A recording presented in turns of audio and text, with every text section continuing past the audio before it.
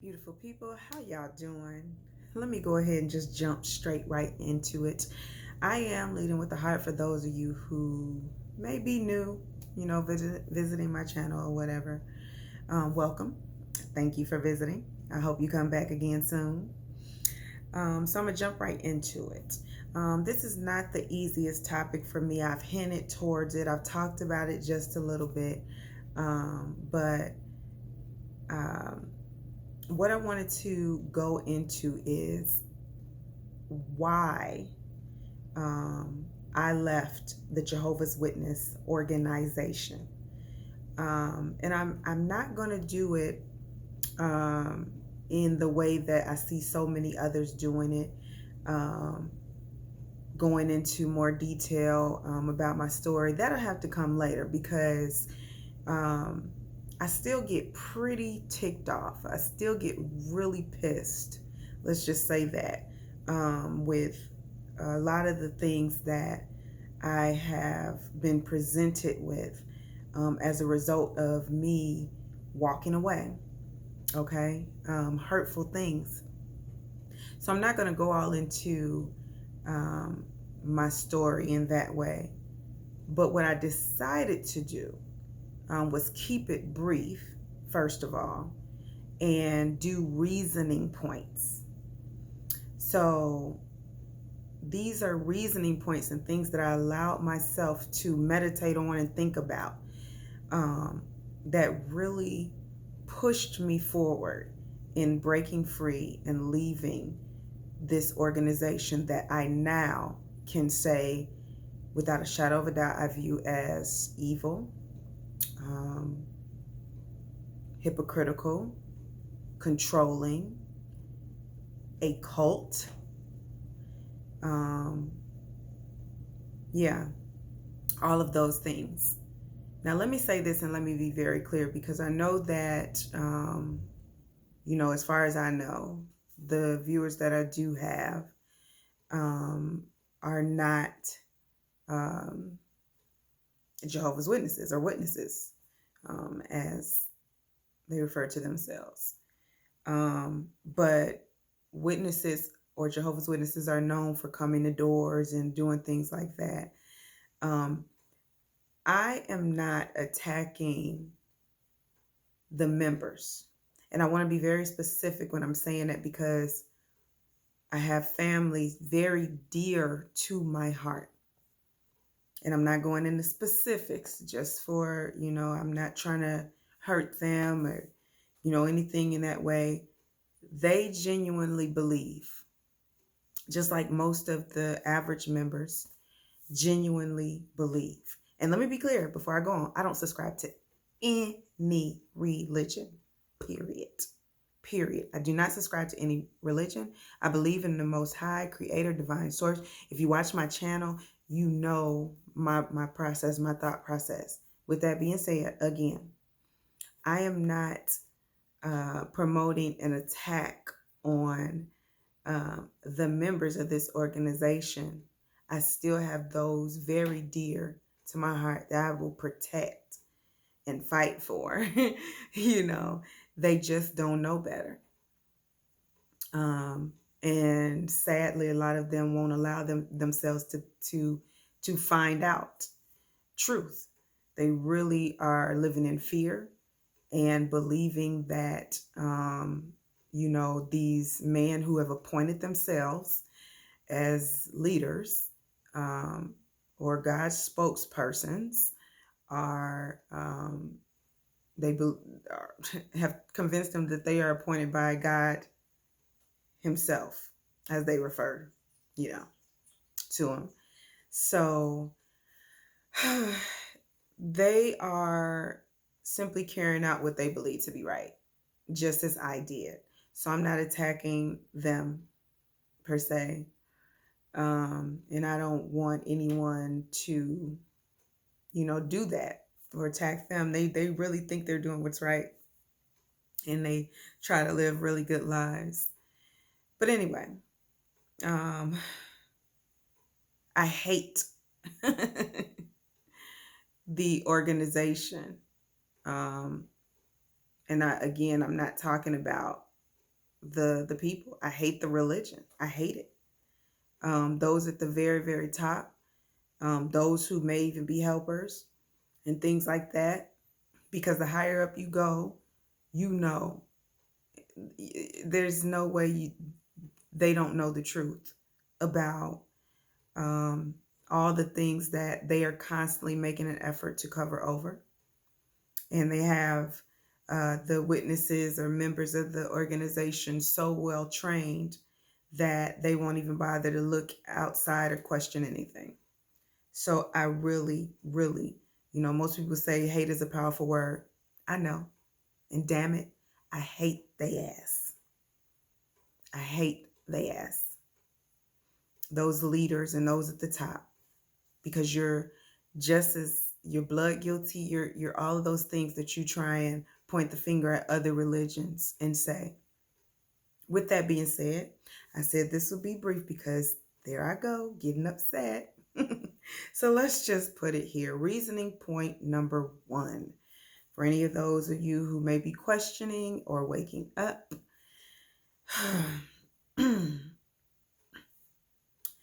if you know, or if you have studied or gotten anywhere in, let's say, I believe it's like the Bible Teach book, right?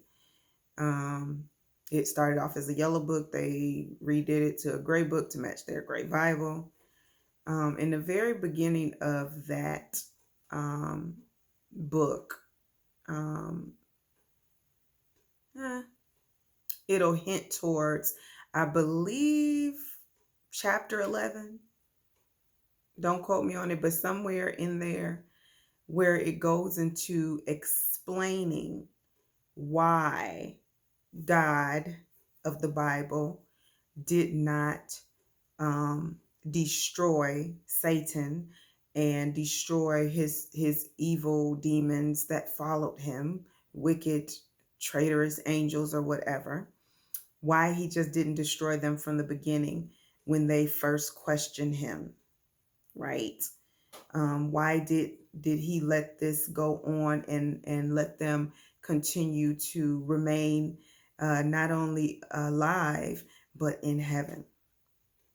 And as you study in that book, and as witnesses are taught and trained to spew out like robots, it's because, well, they give an illustration of a teacher and somebody disrupting the class, and if it would be basically better to let that disruptive student get up there and prove that they don't have the answers to the problem and make a fool of themselves, basically.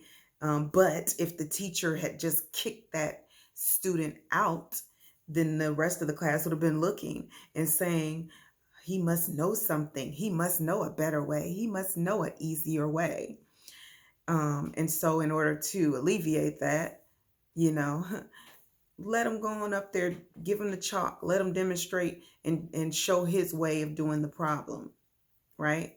So anyway, basically they liken that to what God of the Bible did.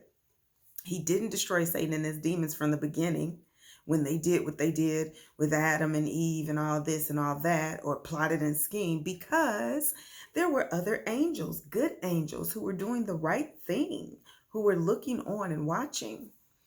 And had he just kicked them out of the heavens and just destroyed them, then the other angels would have said, you must have something to hide, God. You must have something to hide. Why are you just kicking them out? Why are you just casting them out? Why did you just destroy them like that?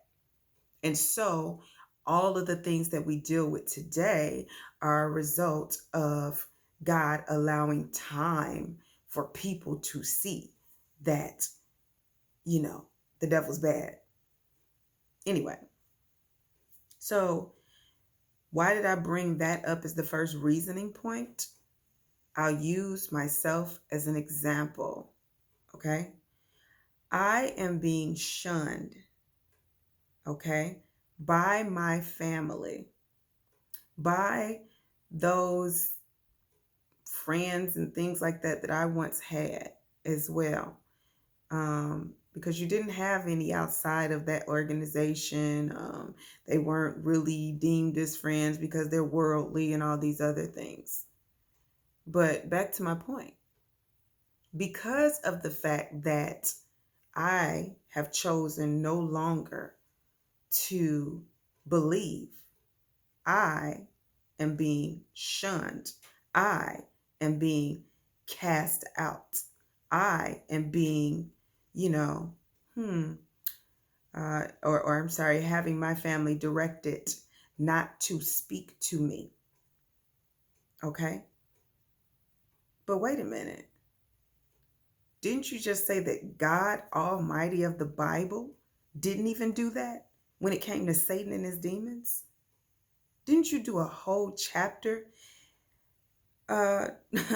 governing body and their helpers? Okay, didn't you do a whole chapter describing why they were allowed to continue or remain? Basically saying, God knows he's right. He don't got nothing to hide. Well, governing body members, leaders of the Jehovah's Witness organization, what do you have to hide? If you are a follower of your God and his son, then shouldn't you be carrying on in the same manner? What do you have to hide? Satan himself wasn't vanished from the heavens, so much so that later on, he was even able to walk into the meeting and disrupt things and challenge God in regards to Job.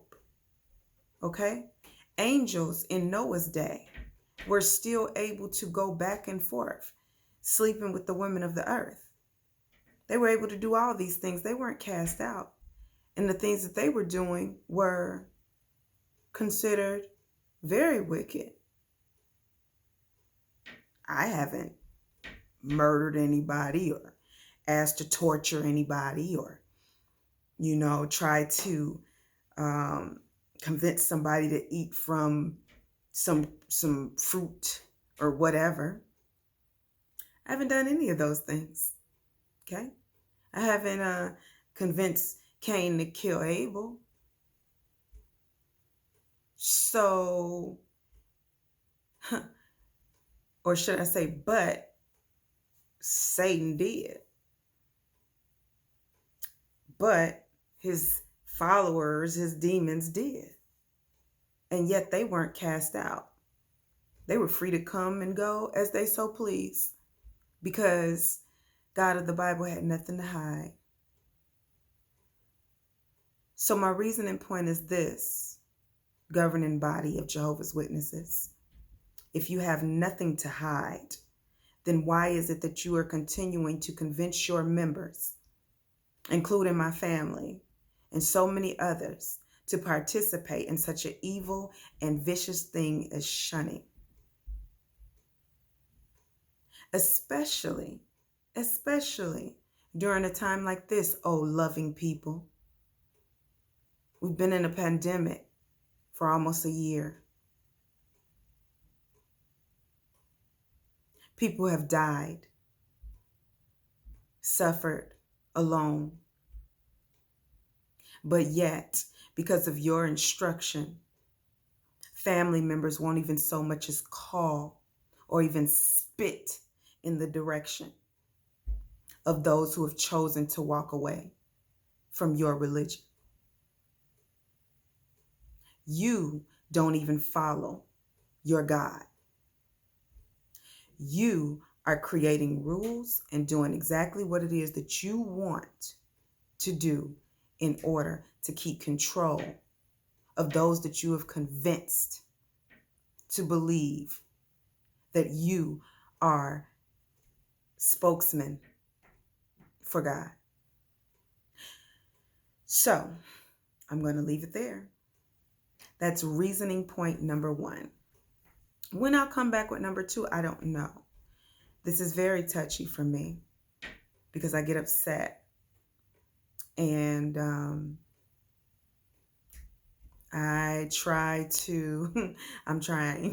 to choose my words. I'm not going to say try. I am choosing my words to the best of my ability in the nicest way possible, in the nicest way that I can.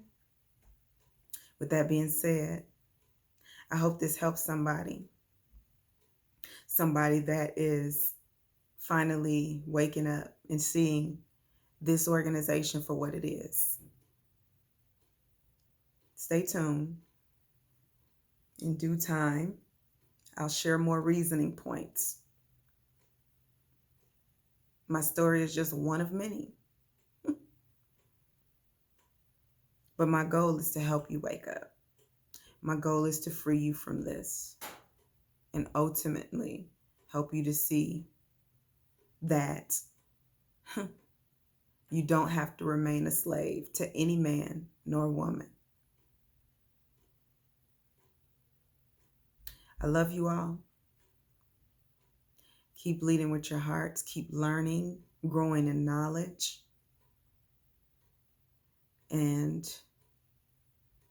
be at peace. Sending you love and light.